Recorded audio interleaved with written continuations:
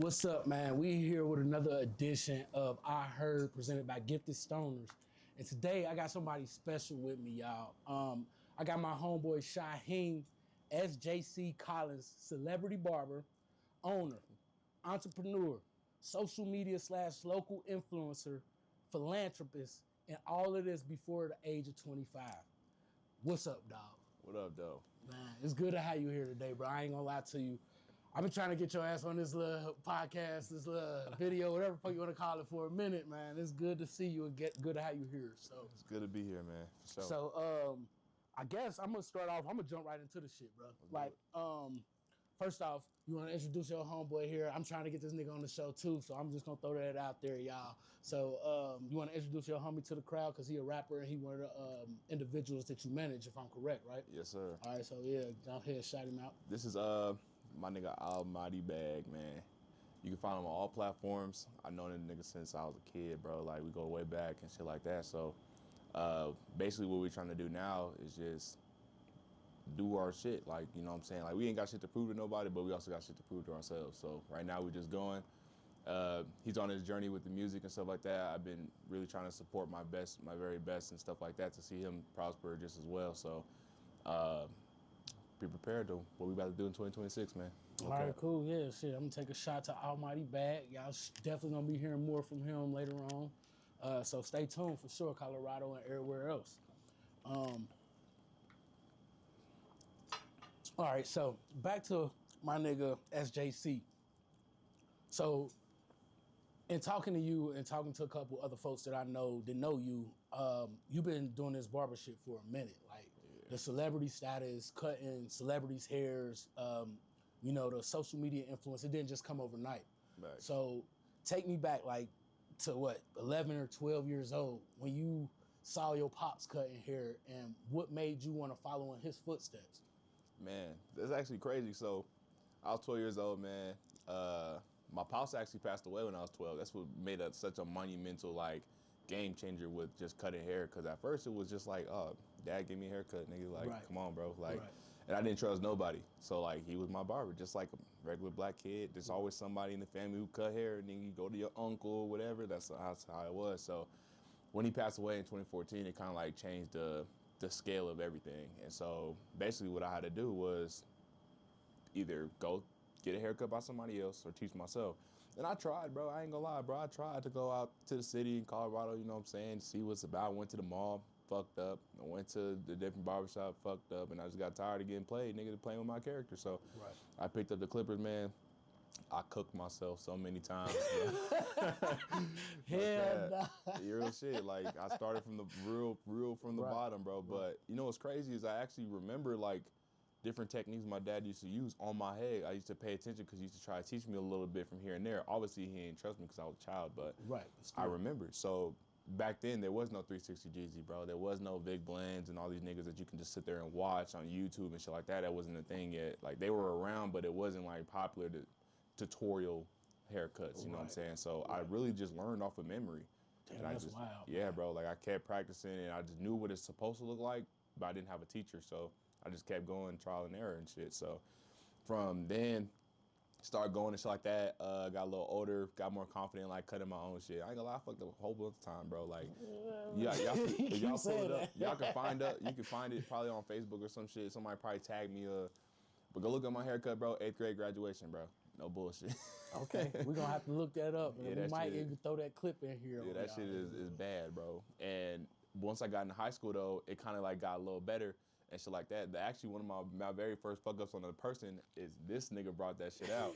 And I had to cut one of my homies, and he wanted a little swoosh in his shit, and that shit turned into a Nike sign, bro, because my clippers wasn't sharp enough. Damn. Yeah, fuck that nigga shit up, straight up, real talk. And he's 6'5", so nobody knew. Yeah, nobody knew in school that I really fucked it up until we was in gym. And bro had like looked down, trying to wipe his sweat or some shit. My nigga, damn, bro, what happened to you? Like, I'm sitting here quiet. I'm sitting here stiff quiet. Like, I'm trying to walk away from the convo. Bro gonna snitch on me immediately, bro. Right. And it kind of like changed. It kind of like changed my mentality on like if I really wanted to cut hair or not.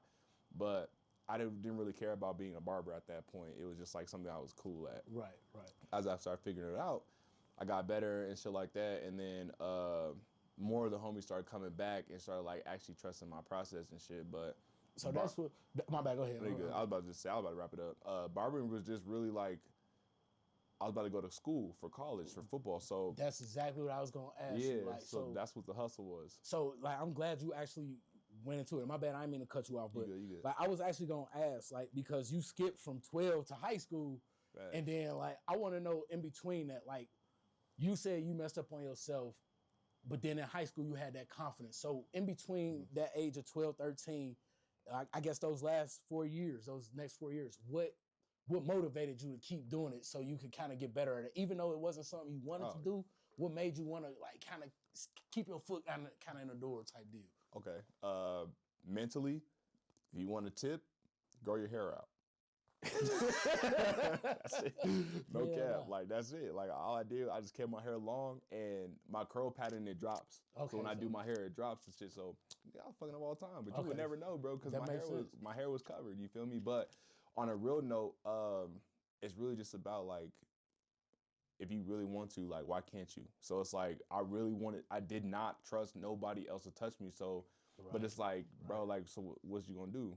You got to get better at that point. You have to. So I just kept practicing. I'm telling you, bro, I'll probably get myself a cut like every 3 days. Like, damn, that's crazy. Trying to like figure out, like, rather if it was good or not, I'll let it grow in, try to fix it, try to do shit, and then try to take pictures to show like comparisons of like what needs to look. And then sometimes you might see somebody outside with a good cut and you just be like, man, how'd the barber do it? Like, I'll literally go home and then look at it. And that's when I became a visual learner. Okay, that's what's up, man. That's crazy because, I mean, honestly, I feel like that said a lot about you, not just like your character, but also your willingness to learn something new, because a lot of people ain't gonna just take that time just to take it and learn something like that. But you also had a reason behind it. You ain't trust a motherfucker, so you had to. Like, but then, like, so I'm gonna back up a little bit. You said that you had some looks in football. Where about, like, were you planning on going if you did go somewhere? Was it like in state? Was it out of state? Did you have multiple looks? How was that? At first, I had an offer.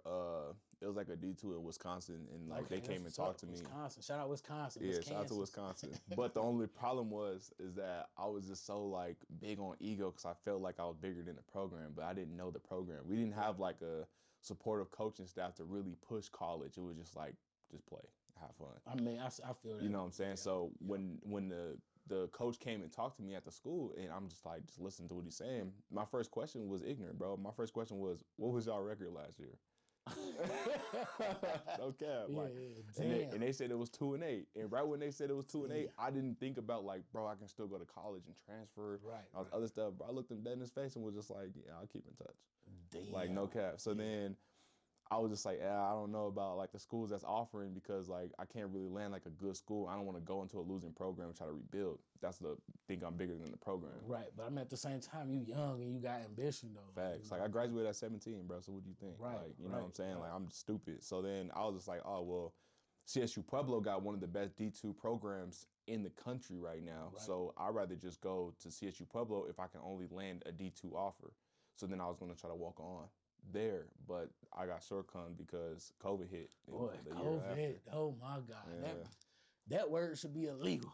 Man, telling you. I feel like everybody needed a restart after COVID 2020, 2019, even 2021 for real, bro. Like, I feel like that was just a blank in my head. I don't even remember that.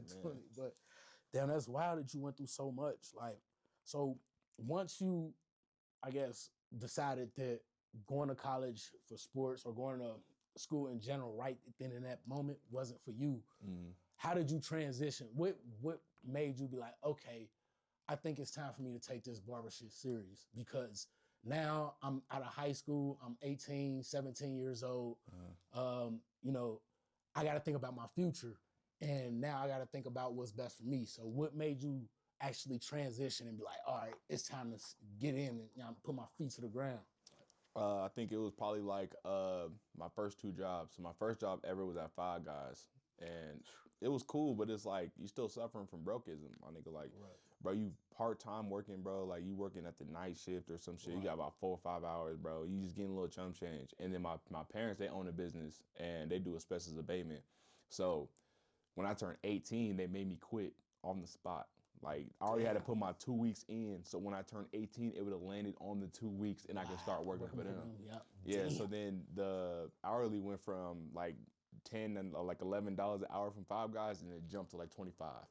That's not bad though for an 18-year-old nigga. So, That's not bad. So then it changed. My whole hustle changed and stuff like that. But I also know that family and money don't mix. So I was kind of seeing some hardships because it's like, bro, my boss is in my house. True. So it's not like you could just take a sick day and just chill. Like, so they're trying to teach me financial discipline. So my stepdad's probably really like my motivation, like teaching me like how to hustle, like real talk, and like stop trying to be all this fun and stuff like that. Like you're already ahead of your time. So continue to put bell to ass. Right. And so when I was working for them, I worked for them for like 2 years and stuff like that. But then that's when I realized like, man, like it would be nice to like work for myself. But yeah, so you was like, that's wild though, man. Like, so once you got to that point where you like, damn, man, I'm in this house every day.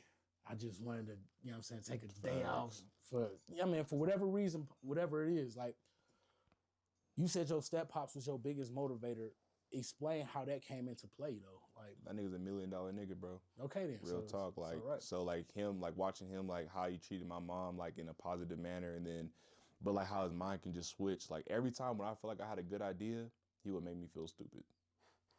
Damn, that's a smart motherfucker. Like real talk, like, and he'll branch it into like 3 or 4 different scenarios and observations where it's like, why would you you're do dumb? this? Yeah, like you're dumb. Like in that, like I started like to cultivate on it on my own. So I'm gonna put in a side note. So there's a side note. So right after I quit working with them, me and bro and our other homie Chino, we started doing cryptocurrency. Oh. So then that's when we started learning like numbers and like how fast you can really make money if you really studied and stuff like that. And lose it. Yeah, there was definitely a risk. It was definitely a risk to reward. But that was a big thing that we had going on in the city, and we had like teams built up and stuff like that. We were teaching people how to like trade like cryptocurrency, like for real. And then that's that entrepreneurship. Yeah, so that taught us how to basically make fast money. Right. So instead of a 9 to 5 every paycheck, we was making money like every day. Right. And then that's when I was inserting the barber and stuff, because it's like, okay, it's risk to reward. Right. So it's like, damn, I just put it on this trade. I just lost $100.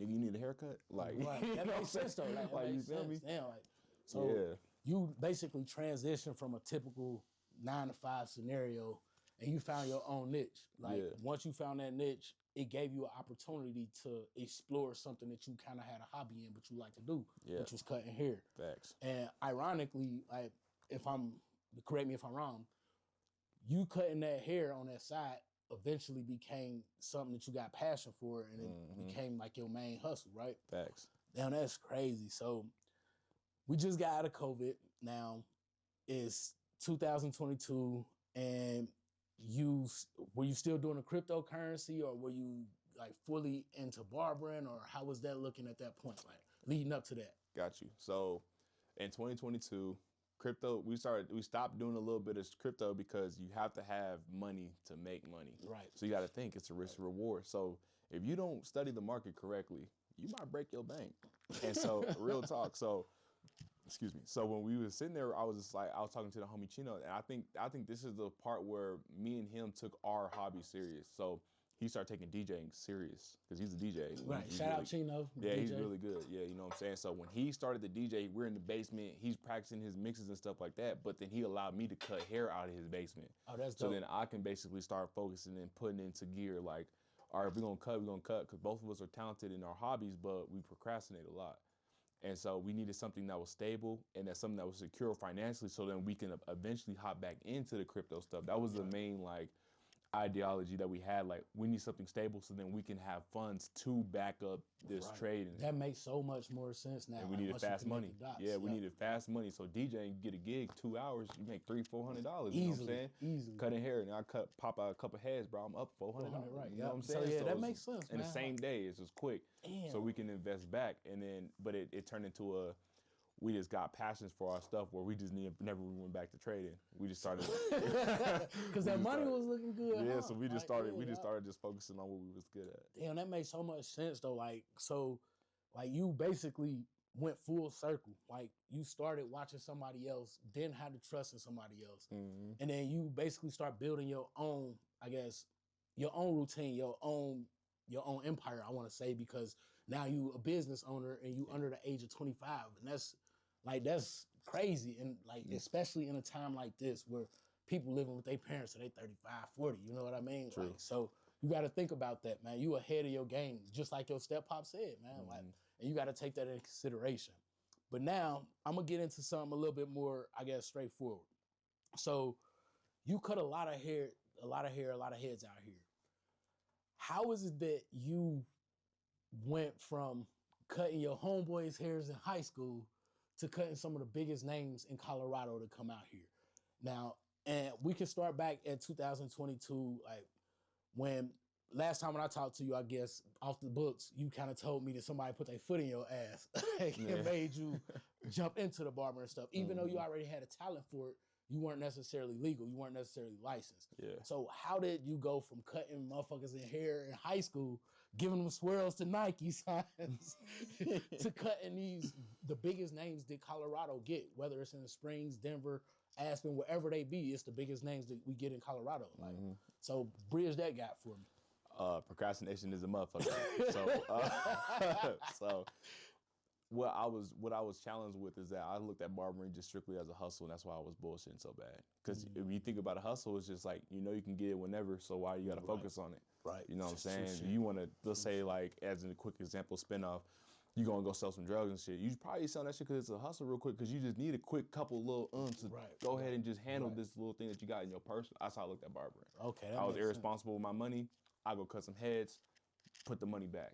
Right. You know what I'm saying? Damn. So when I got cool, like really tight with Floyd and shit like that, I was cutting out of niggas' cribs. Shout out Floyd. Shout out Floyd, because I was cutting out Chino crib, then I stopped and I cut out my own crib, but my parents was tripping because too much traffic, and I cut out my homie Eso. Shout out Eso crib. Yep, so then boom. So when I cut out his crib, he gave me the green light because he throw house parties and he didn't give a fuck who came in the crib or not. Facts. So I was able to start building the actual clientele instead of having to pick and choose, because Gino's crib, bro, is sanctioned. Like, that's our crib. Like, that's where we be at. We don't want no randoms here, you know what I'm saying? Same with mine. He didn't care. So I was able to go there, and I was cutting Floyd there and stuff like that. And then it was just random, bro. Like, we was at the club one night, and he was just like, this is Dennis. We're thinking about opening up a barbershop where you can thrive in. And you can stop bullshitting, stop procrastinating, stop trying to act like you ain't got no location. If I put you in this shop and give you the shop that you've been saying that you needed a location to do it at, will you take barbering serious? That was the question of the hour. That's a big step for somebody who used to basically hustling and getting what they need to get and being out. Like, that's huge, because that's commitment. Like, and that's where it started from. So I say yeah, and then we started. I think it was like April. Don't correct me, bro, because it's in a minute. But I think it was April 10th. 2022. Damn. When our first day of the shop opened. It was like April 9th to April 10th. And the first day of the shop opened. And that first day I made $1,000. That's how I knew it was about to be. Like, I was supposed to be. Damn, that's what's up. For $1,000, there's people who do a lot more for a lot less. Like, put it like that, bro. Like, but damn, man. So that's huge. So now it's 2022. You in the barbershop. You done made a band off of cutting on the grand opening type shit. Facts. So now fast forward to like the celebrities. Not even just the celebrities. Like, how did your local influence after cutting for like? All right, let me stop. Did you, after that first cut, did you automatically jump to cutting celebrities after that, or was it a steady climb? Did you have to build your clientele and show that you were worth it, or did you already have somebody that was like, "Hey, man, I want you to try and cut this celebrity head"? Value, quantity over quality, or quality over quantity for sure. Like, it wasn't just no. Because you got to think, everybody, when you looking at this podcast, bro, and you're going to watch this, everybody knows who Floyd Brown is. Right. So it's not like he can make that shit happen no matter what. Like, right, and that's why I asked the way I asked. Yeah, you know what I'm saying? But it wasn't that, because I still, like, even if you get the homie hookup, you have to produce. Right, that's what I'm saying. You have to produce, and you cold, bro. You cold, bro. I ain't gonna lie to you. You cold. Appreciate you. Like, bro, like, and that's me being 100. Like, I don't trust nobody with my beard, and I've been telling you I want to come get a line. No, like, so. But yeah, man, that's wild that you went from there. So with that being said, since you said you had to work up to it, I guess it comes back to the question I was going to ask previously.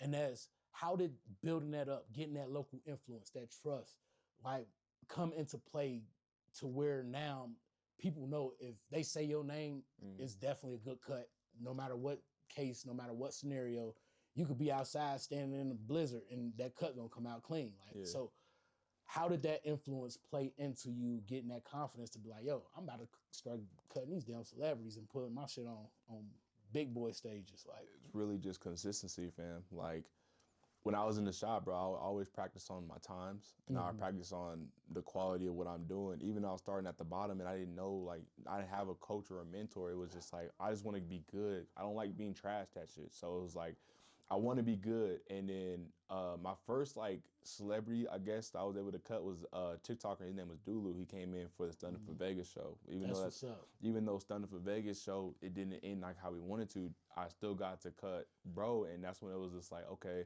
like you were a little like influencer, you know what I'm saying? Like at the moment, and that was my very first one to see. And he was getting, it's crazy, he was getting an interview during the cut. I was at the shop. That's what's up, bro. And I was scared as fuck. Like no cap, because it was like, bro, you're on camera. So it's like, I can't mess up. But I'm not that deep in my bag yet to know like, PR, relax, cut this. He's moving and shit. I'm sitting here like, oh nigga, I'm nervous. My hands are shaking. Camera's right there. I'm like, bro, like if I slip, it's cooked. And after that one, it was kind of like, I need to get better. Like I need to understand what my quality comes out like to be. That's why every barber has structure. We all have patterns on how we cut. We have a strategy that it works for everybody. Right. So it doesn't, so it doesn't matter like who comes into it. Doesn't matter about the texture. It doesn't matter about nothing. You figure out the perfect strategy for your talent at the speed that you like. So then anybody, no matter what it is, no matter the job, the cut comes out clean as hell. Okay. And so I started adapting and trying to figure out what my actual niche was to cut hair. My big opportunity that Floyd helped me get was the PRE. PRE. That's shout out to Dolph.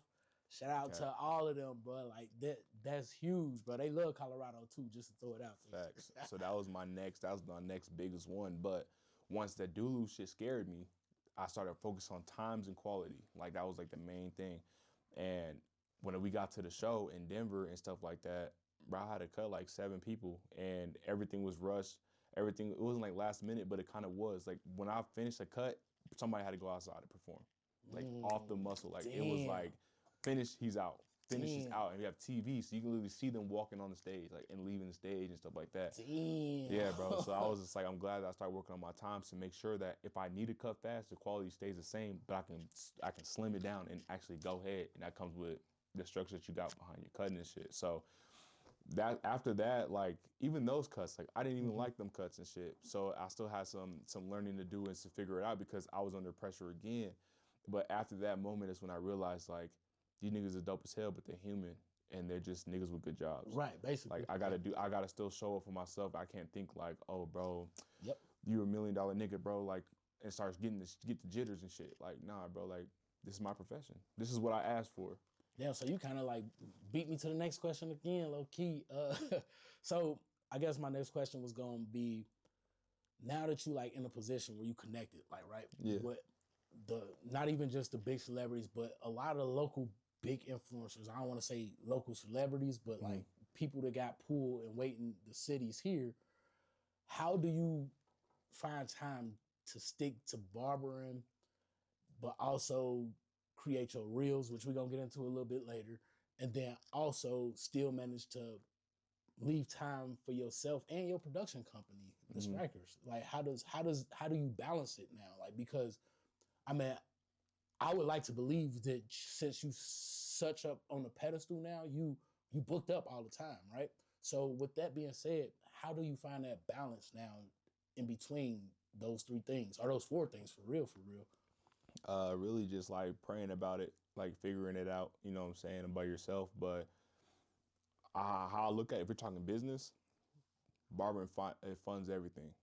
So it's like barber comes first. That makes sense. Time comes first, quality comes first, customer service, timing, like everything in the barber shit gotta be perfect. Right. Because barbering helps the production company. Barbering helps the networking. Barbering helps, like that's the niche that I had. So when you knew me, I was the barber. I wasn't the CEO of the company. I wasn't this nigga over here. I'm the barber. Right, like, you're the barber. Like you cut hair. We know you for cutting hair.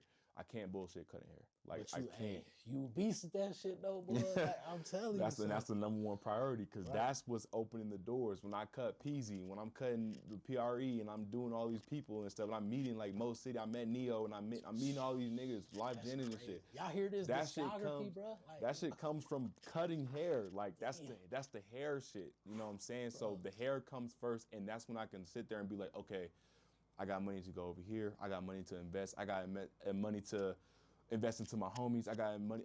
This is the base. This is the platform that I have. This is the stability Right. that I built. So then it's like, all right, I'm trying to give back. When you talked about the local influencers and like how they know and stuff like that, it came from cutting. Like all the niggas I met came from me cutting them or me being around them or being in the right rooms, but I was there for cutting hair. Right. And it was just like, all right, cool. Like, so who are you? Damn, that's crazy, bro. Like, Facts.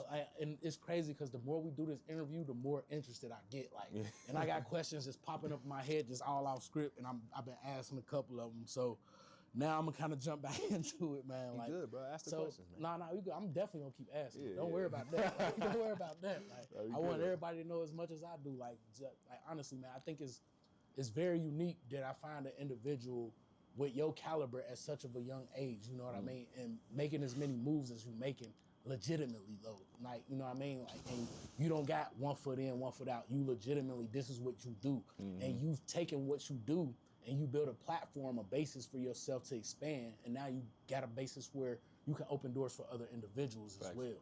And I think that's huge because the sky's the limit, bro. Like most people don't understand the stuff that you're talking about right now until they in their early to mid 30s. You know what I mean? So I'm just saying, like, I definitely think it's a lot of interesting things that I'm uncovering right now, just hearing your story. You know, and I think the viewers, whoever view this, is gonna think the same thing. You know what I mean? I hope so.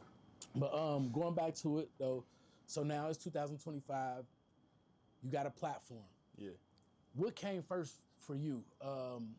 Was it the strikers, or was it starting to build up your social media influence? Like, because right now I'm gonna throw out some numbers for y'all that motherfuckers probably don't know. But on Instagram and these other social media platforms, motherfucker got 4 million views on one of his reels, over 500,000, over almost 700,000 on the other one, just under 500,000 on another one, 150K on another one. It's like 60.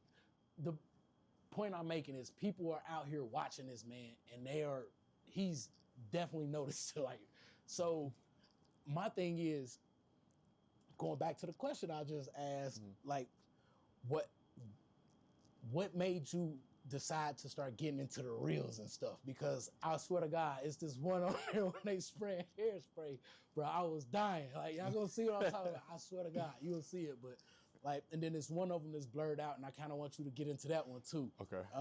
But first off, like, what made you decide I want to start getting into social media influence heavy? And how did the local individuals around you and meeting these celebrities add to that? Okay. So me getting into the social media was just because COVID messed up a lot of things in like the barber community. Like, for example, I know you guys know, like, you have to only have an appointment to get a haircut now. There is no really like walk-ins and stuff like that. So when you don't have the walk-ins and the word of mouth from the walk-ins and everybody just has to know you, there's no guerrilla marketing for your business. True. So it's going to be hard. Like, that word of mouth is dying now. So we have to resort to something else. Social media. So that's where the reels and stuff comes from, because it's like, okay, I need to still be able to expand my business and reach the people that are in those dark, clouded areas. Right. You know what I'm saying? In order to grow the business.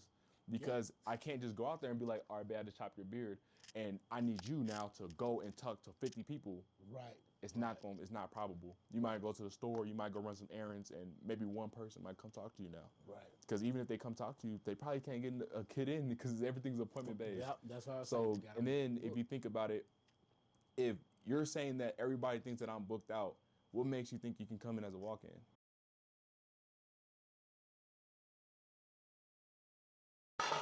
All right, we pouring these shots up now, y'all. We got to get back into it. Had to go take a quick little bathroom break, but shit, we back. And look, so when we left off, we was kind of talking about the celebrity status and you know, how he still made time for his barber job and also still being able to, you know, be a local influencer. So my next question really is for you is I want to know how, like, what particular moment made you understand that you had enough influence to go from just a barber in a shop to somebody who can start making these reels with all of these numbers that we just talked about? You know, I think we talked about a particular moment at one of the colleges, and you got to like cut in front of somebody big or something. I can't remember the whole situation. So can you elaborate on that, like, and take us down that path? Yeah, so when we're talking about like the colleges, I'm gonna start the college first, and then I'm gonna go into the other question. Yeah, I bet. And so with the college thing is, I had my guy Deuce, and he played for Palmer Ridge when we was in high school. So we went to Sand Creek. He played Palmer Ridge, and it was cold as fuck though. But I remember Deuce because we met on the court when I was playing basketball, and we was both like freshmen or something. Or he was a year younger than me, so I was a sophomore, freshman. We were playing against each other. We got cool on the court, so we kept up with each other. So when we got grown, football cold as fuck. So you know what I'm saying. So he actually was about to commit it to CU Boulder. And yeah, and so he came in before he even did his commit. He came in, was like, "Yo, I'm about to I need a cut, whatever." Whoop. I'm like, "Bet I got you, you know that." So cut him, and he was like, "The next time I come get a cut, I'm gonna have my cameraman and everything, because this is the cut that I'm about to use because I'm about to go out there and commit to Boulder." And I was like, "Damn, that's huge." Facts. So then he committed. Boom, we did that, and then he actually like looked out for me like hella, like all gratitude to him, bro, because he got me into Boulder. Like no cap, like I'm talking about like running my name through that shit, like damn, yeah, that's bro. what's up, So then bro. I was actually able to go up there. So I got like if y'all go on my page and stuff like that, I got to go cut Boulder football players and stuff like that. And this is the main part when Dion just got there, Deion Sanders. I forgot that was right around that time. That's huge. Shout out to your homie for setting that up, bro. Facts, brother. So that was a game changer. This is before the celebrities and stuff. Like this is like right there where I'm like, all right, I'm trying to focus. Like I think Dulu already happened and like the PRE already happened. And then before like everybody else, I started going to Boulder. And that was like during spring ball. So spring ball is like right now, Q1, January through March, and then they have the spring game and stuff like that. So I was going up there a lot, and in the locker rooms and stuff like that, I meet people. Like I cut Deuce a lot. I cut my boy Isaiah Jada. You know what I'm saying? I cut Savion. Yeah, bro. I got Jaden Milliner, Grant Page. Damn, so the whole damn team basically. Jeez. Yeah, bro. Like I was getting a lot, and I was trying to get deeper and deeper into the game so I can get that opportunity with like Deion Sanders or even Shiloh or Shador and stuff like that. But it got cut short because if y'all didn't see the vlogs at the time, 100 people hit the portal. And all my leads and the coach, there's a coach, his name is Mondo. He dope as hell. He went to he left and he went to a school in Arizona. Then I think he transferred to Washington State. But he was dope, and he's on the page as well. And when they all left, like it was just like like how do I rebuild that? Because my main number, because even Deuce hit the portal. So yeah, so when everybody hit the portal, connections kind of got rocky because I only had relationships with them people, and they were expressing me through the team. But it was such a big deal because Boulder was offering six figures, 100 to 150,000 for a barber just to be their personal barber of their team. On God, so it was a big deal where I was like, bro, I gotta clinch. I'm trying to clinch, and I'm there consistent. I'm going to the school a lot, like almost every other week. And I was trying to get it, and no other barbers was really like going up there. So I knew like it was my opportunity to really like stand out. Right. As long as I get my quality down and stuff like we talked about earlier, like that was the main point. So when everybody hit the portal, it was like, shit. And then when the season started, I had to go up there again, and they were like, oh, you need security clearance. And I was like, for what? And I've already been there. I've been in the locker rooms. I got the tour around the school and stuff like that. So then that was kind of rocky trying to talk to the administration and stuff like that, and it just wasn't going my way. So I started cutting them at the football houses and stuff. But after everybody hit the portal, bro, all the leads kind of like just left. So I kind of just left Boulder alone. That's why the Boulder stuff was so quick and tight and then gone. I've never been back up there since. We went to a couple of the games to support and stuff like that. But shout out to Isaiah Jada, shout out to Savion. You know what I'm saying? Isaiah went to BYU. I'm messing up. Let's go. Man, either way what's it though. called? Nah, man, either. You talking about LSU, BYU? BYU. Isaiah went to BYU and Savion went to Syracuse. Oh, Syracuse. Okay. And both of them about to they're in the NFL draft right now. They're finna go to the NFL. Hopefully they get there. Hopefully they see this interview and hit you up, bro. No cap. Like you definitely made moves since then. Like you're a lot more renowned for sure since then. So now that you done cut for CU Boulder, now you done opened your own shop, right? Yeah. Like you at the point where you got pulled locally. And when you get online and you make these memes, people starting to see you. Not even memes. Excuse me. I don't know. I'm old school, y'all, bro. It's like a reel. Yeah. It's basically like a meme. It's just a video version of a meme. But yeah, reels like or TikToks or whatever you making, and you getting all these views, hundreds of thousands, millions of views now. Yeah. How is that correlating into what you doing for the artists that you're doing, what you're doing for? I guess like because there's a management aspect of it, but there's also a networking aspect of it. Yeah. And when it comes to your networking skills, you phenomenal, man. Like, you know people in a lot of places. You connected with people in a lot of places. So tell me, is there any correlation between your social media influence and how you able to connect these up-and-coming artists with some of these other people out of state? Yeah, because what we basically look at it is like, okay, with social media, like, if somebody's important, you're going to gravitate. Right. You know what I'm saying? So engagement is everything. Right. So if you look at our reels that we've been doing now, it's like they're funny, but they're relatable to the barbering, but they're relatable to you at the same time. So it's like, that's what gets to laugh. But all I'm basically showing is I can do it. I'm a regular person. You know what I'm saying? I'm not no crazy person. You know what I'm saying? I'm not no A-class celebrity, bro. I'm just making reels, following the trends, paying attention, doing my homework. I'm a regular person out of Colorado Springs. You know what I'm saying? And with my music company, it's basically me showing like, just because you're doing music or you might be underground or not known doesn't mean that you can't get the results like these bigger people are doing. Right. You don't have to have all this extra to make it out, especially for content. Content is easy, like, you know what I'm saying? So it's just about being consistent. So that's all with the reels and stuff like that I've been doing is basically like, not like giving an example, but like giving an example like, bro, like if I can do it, you can do it. Like, don't be discouraged, you know what I'm saying, about trying to make videos or coming out your body. Cause I'm still learning too, bro. I'm camera shy for sure. So. Yeah, I don't know, bro, cause them we have me dead. You know what I'm saying? So, but that's really what it is. It's like, as an example, homie to a homie, don't be afraid to come out your pocket, cause you don't have to be no big person to still make an impact and influence. And granted, all of our videos don't make no substance. We're not teaching you anything or nothing like that. We're just making you laugh, bro. Right, yeah. Like, you know what I'm saying? Telling you, bro. I got to go watch them, and I was dying, y'all. Y'all know I love to laugh, so I was hooked, bro. Like, so I mean, there's one particular reel that I came across, and I've had other people kind of, I guess, question the reel. Yeah. And it's kind of I mean, I know that it's not like a violent thing. It's like a prop. It was all set up. But can you kind of elaborate and tell us what happened during that? And if y'all don't know what I'm talking about, you go to his Instagram. You can look at the reel. It's basically a big ass street sign. Some dude get mollywopped with it, bro. It's hilarious.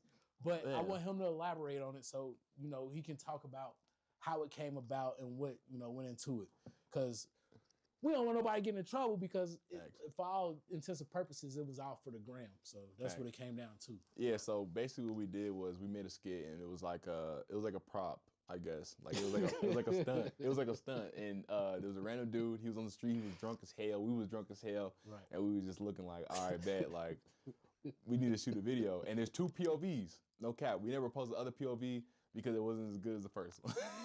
No cap, but.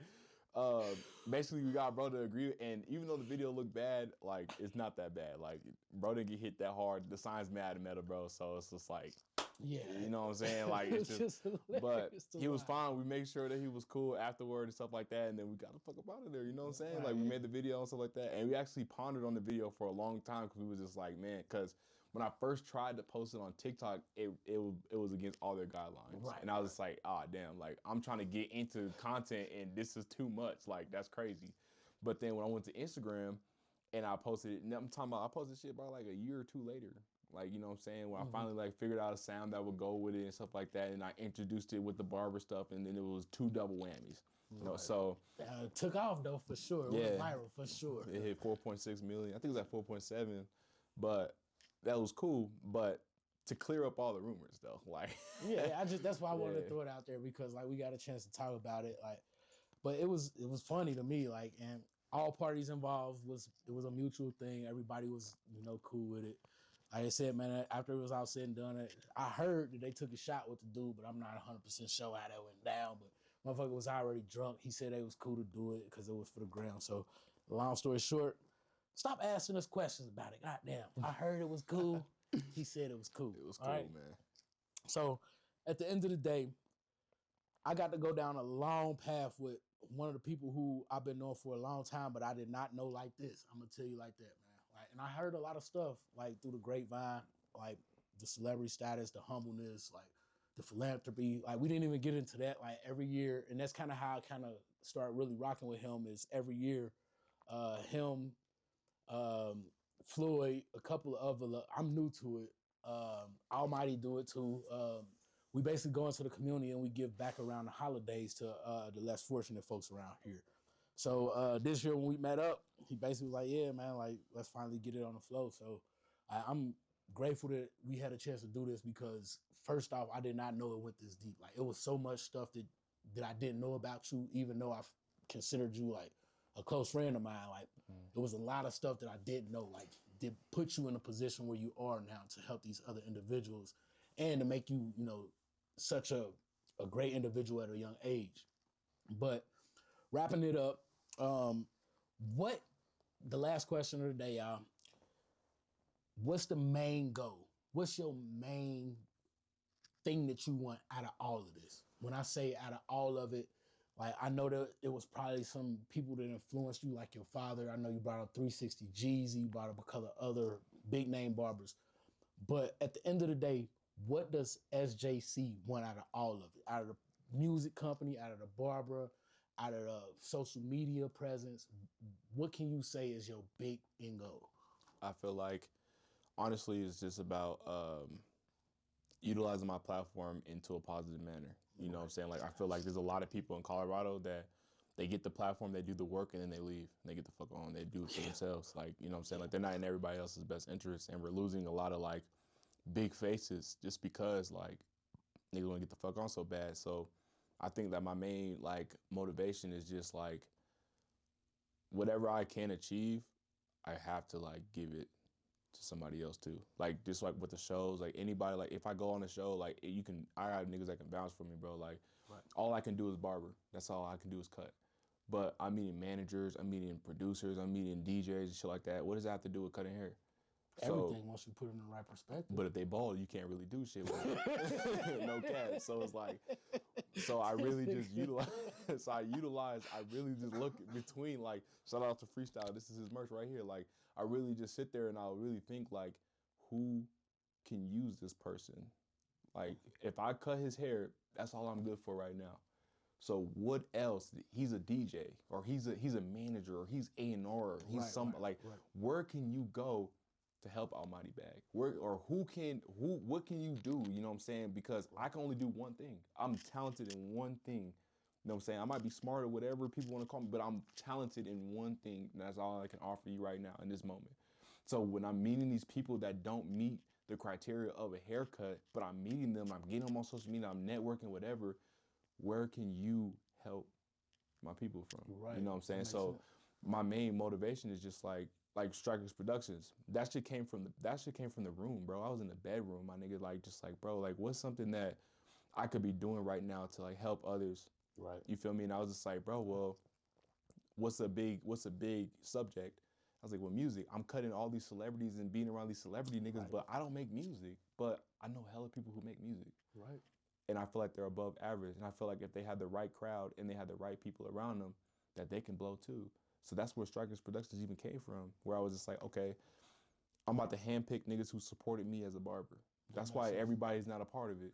That makes sense. Exclusive no cap. Club. Like, exactly. You so gotta understand and make sure motherfuckers got the same motivation and drive too before you get behind them and start putting that money in them. Exactly. And then once that happened, then I was like, okay, I picked like we started out with like 8 artists. You know what I'm saying? It's like I have a lot of artists that like are a part of this, and it's still growing. But I'm hand picking. Like it's not just like oh you get it when you get no nigga. Like you need to support me, bro. Should we be looking out for anything? Any barber battles? Any artist performances or anything like that? Hell in the near yeah. future? This nigga, we finna get this nigga on the show for EBK Young Jock. Oh Okay. God, January 24th. All right, man. So that's No 2 weeks. bullshit. I'm go ahead and get my ticket now. Then like, I'm dead ass. Like No cap. And cool. So that's where the networking comes from. So now to answer your question and solidify it, it's like using what I learned in this game in the industries that I've been a part of to help my people get it the fuck on too. Cause I feel like everybody wants to make it to the top, but like me personally, bro, like I don't want to be lonely. Nah, Like it's alone at the top, but it's just like, why not help your friends though, so it can be fun on some shit. You know what I'm saying? Like I don't want to be the breadwinner of the group. give them a recipe so they can cook too. Yeah, I'm tired like, of cooking. and Everybody if I'm can meeting, still eat. if I'm meeting these people, then why not? Like I can't do shit with it. Like why not give it to somebody who deserves it, that's been working their ass off for it? And that's what the whole momentum of the Strikers production is. And like all the artists that we have, bro, I feel like are fire as fuck. And it's just like, okay, how can we win? Like it's always been we. Like how can we win out of this bitch? Like this Colorado Springs, bro, there's no music scene in Colorado, period. There's some niggas who have notoriety, but we don't have nobody that's above the scale. Right. Agreed. You know what I'm saying? And it's like, what is it gonna take? Now that came up on my last interview with one of the artists that's from out here. He basically like, and there's a lot of people who saying the same thing as you right now. And I think is noted. Like, you know what I mean? Like, so now it just, like you said, you got to figure out a way to bring everybody together like you trying to do. Like, and you bring the ones who motivated and got that drive, not just everybody. Because it ain't cheap to be an artist these days, man. It ain't cheap. Like, so, but yeah, man, before we go, I'm going to go ahead and shout everybody out. We appreciate y'all for tuning in, man. If y'all got any questions, any comments, concerns, reach out to us. You can reach out to me at BJ Mr. Clean on Instagram. And the Fade Room, THEF _ shout out to Shop. ADEROOM. I work at Down South Cuts. I'm actually co-owner of Down South Cuts with my homie Floyd. Make sure you follow that too and follow Strikers Productions for sure. You know what I'm saying, man? Go ahead and shout yourself out too. Almighty Bag, LAMIGHTY. You feel me? BAGG. You know what I'm saying? You got an Instagram or something you want folks to check out? That's the Instagram. All platforms, man. Tap in, no cap. All right, man. We gonna see y'all next time. We appreciate y'all. And I heard that's a wrap. All right, cool.